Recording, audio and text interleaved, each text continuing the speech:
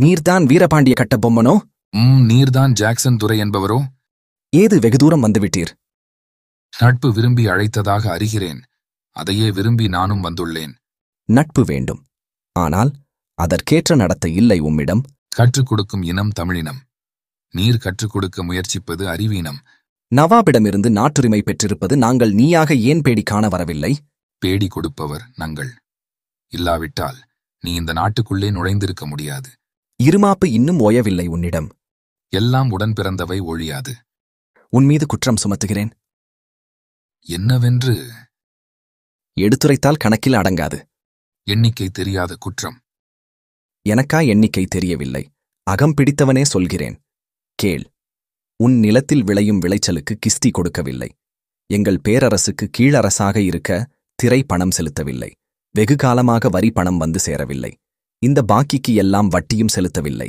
ஹா ஹா ஹா ஹா கிஸ்தி. திரைவரி வட்டி வானம் பொழிகிறது, பூமி விளைகிறது. உனக்கு ஏன் கொடுத்து கிஸ்தி? எங்களோடு வயலுக்கு வந்தாயா? ஏற்றம் இறைத்தாயா? நீர் பாய்ச்சி நெடுவயல் நிறைய கண்டாயா? நாற்று நட்டாயா? களை பறித்தாயா? களனி வாழ் உழவர்க்கு கஞ்சி கலயம் சுமந்தாயா? அங்கு கொஞ்சி விளையாடும் எம்குலப் பெண்களுக்கு மஞ்சள் அரைத்து பணி புரிந்தாயா? அல்லது நீ மாமனா மச்சானா? மானம் கெட்டவனே, எதுக்கு கேட்கிறாய் திரை? யார கேட்கிறாய் வரி?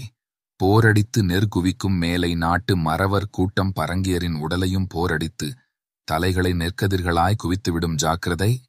அதிகார முத்திரையிட்டு உன்னை கையோடு அழைத்து வர ஆள் அனுப்பினேனே. அப்படியா? ஹஹஹா பலே, நீ அனுப்பிய ஆள் மிகவும் புத்திசாலி. என்னை அழைத்து வரும் நோக்கத்தொட்டு யாரும் தலை காட்டியதில்லை. அந்த பக்கம் எங்களுடைய பெருமை தெரிந்தவன் அவன். ஆனால் இது போன்ற ஒரு கடிதத்தை எழுதவும் இதுவரை எவனுக்கும் துணிவு பிறந்ததில்லை.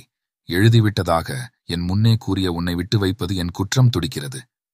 என் மீசை அடக்கு அடக்கு என நட்பு நாடி வந்த உறவு முறை தடுக்கிறது. என்ன மீசையை முறுக்கிக்கிறாயா? அது ஆபத்திற்கு அறிகுறி. உன்னை சிறைப்பிடிக்க உத்தரவு இடுகிறேன். என்ன வரச் சொல் பார்க்கலாம்.